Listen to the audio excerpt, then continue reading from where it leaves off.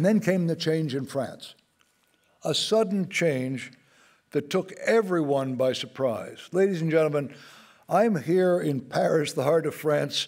François Mitterrand was elected president, and the United States and many others were surprised. Particularly surprised was my distinguished colleague, the Secretary of State, who believed absolutely as an article of faith that President Giscard d'Estaing, Valéry Giscard d'Estaing, would be reelected. Such was not to be the case. It was my misfortune or good fortune to have studied very closely the career of François Mitterrand during the 1940s, 50s, and 60s in my work at the Stanford University's Hoover Institution on War, Revolution, and Peace, where I was until Mr. Nixon asked me to come and direct his foreign policy, and I was sucked into the Nixon administration, returning, of course, with President Reagan.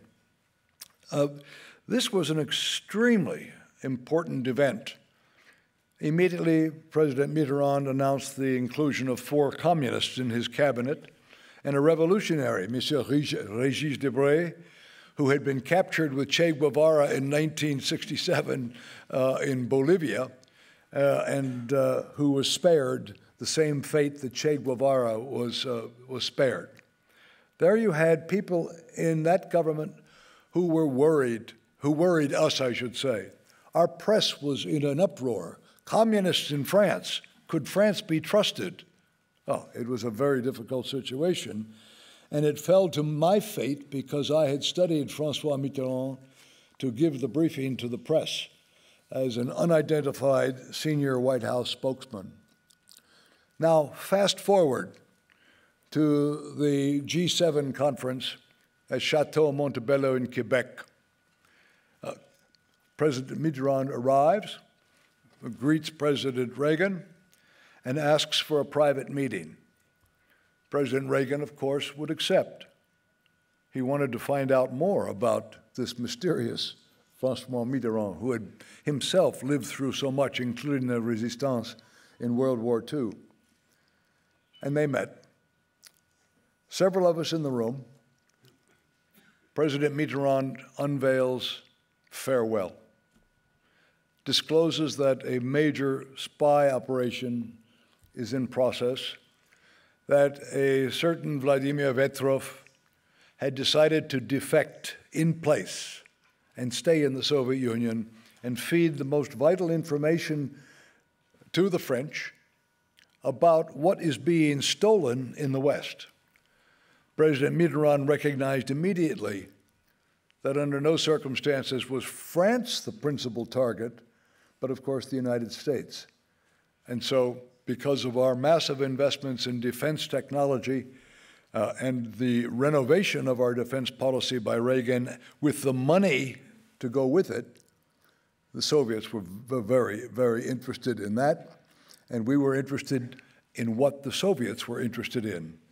As a result, Farewell was born as a major intelligence case, and there was resistance in the United States to accepting the French offer, which made it even more interesting. But President Reagan, being a man of eminent good sense and sensing that his relationship with Mitterrand would be productive, decided to proceed. We did proceed. I left the government, but not before I turned the case over to a brilliant officer on the National Security Council staff whom I had hired, Dr. Gus Weiss. And Dr. Gus Weiss was the man who then cultivated, along with our Director of Central Intelligence, William J. Casey, a grand and great friend of mine, the whole concept of Farewell and what was done with it. How to use Farewell not only as a receptor for the United States, but how to use Farewell as an offensive against the Soviet Union, which was accomplished. So the accomplishments of Farewell, in summary, are enormous. It was a major, major accelerator to the end of the Cold War. Many in the United States and elsewhere credit Ronald Reagan with winning the Cold War. If Ronald Reagan were here now with us, and he were accused of winning the Cold War, he would say, "I didn't win anything. I won nothing." Who won? It was the will of the peoples of Eastern Europe.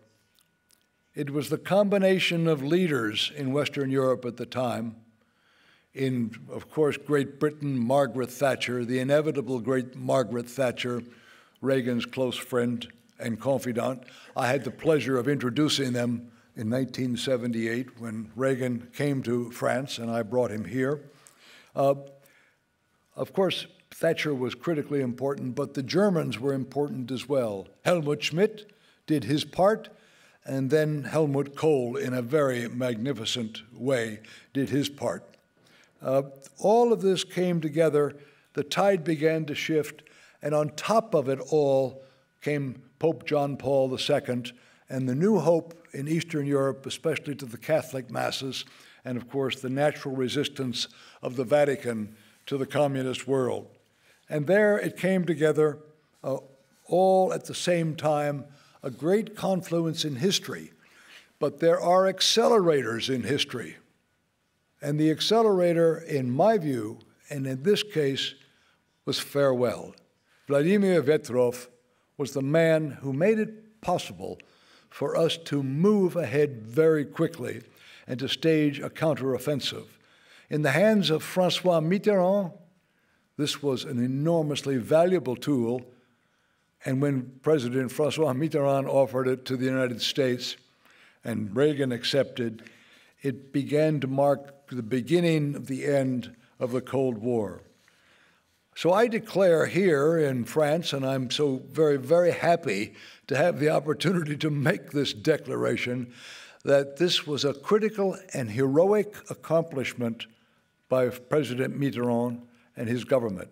Whatever the intentions may have been at the time, whether to ingratiate France with the United States and the Western world, whether to reassure us, whatever that motive may have been, it was a noble motive, and it shall go down in history as one of the great, great cases of the world, counter-espionage cases of the world, really successful. And I must say that the existence of Vladimir Vetrov is living proof of the refutation of the materialist interpretation of history, which is determinist in that economic forces determine the course of history and that individuals don't count. Vladimir Vetrov is a repudiation of that theory. Individuals do count, and it happened that in the 1980s, an unusual group of individuals came together to produce Farewell and the formal end of the Cold War.